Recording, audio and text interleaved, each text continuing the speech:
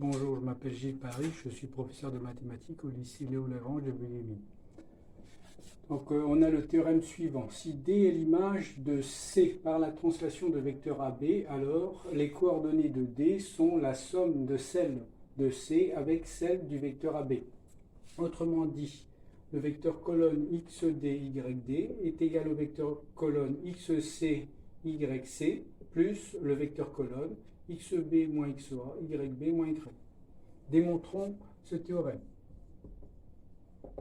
Par définition, si D est l'image de C par la translation de vecteur AB, je peux écrire que CD en vecteur est égal à AB.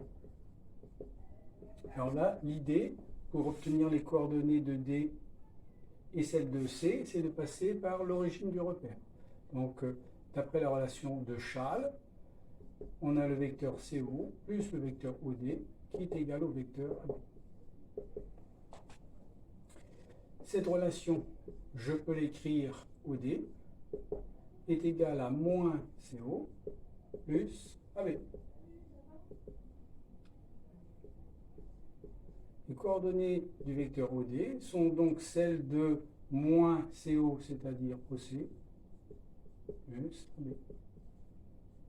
Et les coordonnées du vecteur OD, c'est celles de D moins celles de O. Mais celles de O sont nulles. Donc on a XD, YD est égal à XC, YC plus les coordonnées du vecteur AB. Ce sont les coordonnées de B moins celles de A. Donc XB moins XA, YB moins YA.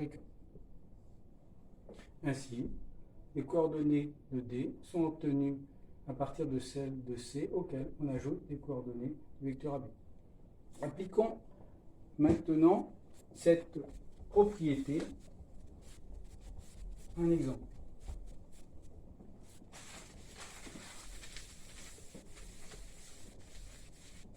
Prenons le point A, les coordonnées moins 2, 3. Le point B, le coordonnées 4, moins 1.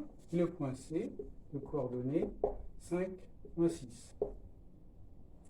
Les coordonnées du vecteur AB sont donc 4 moins moins 2, 6, moins 1, moins 3, moins 4. Donc si je cherche le point D, qui est l'image du point C par la translation de vecteur AB, j'obtiens les coordonnées de D comme celles de C auxquelles j'ajoute les coordonnées du vecteur AB. Donc 5 plus 6, 11, moins 6, moins 4, moins 10. Donc les coordonnées de D sont 11, moins 10. Voilà.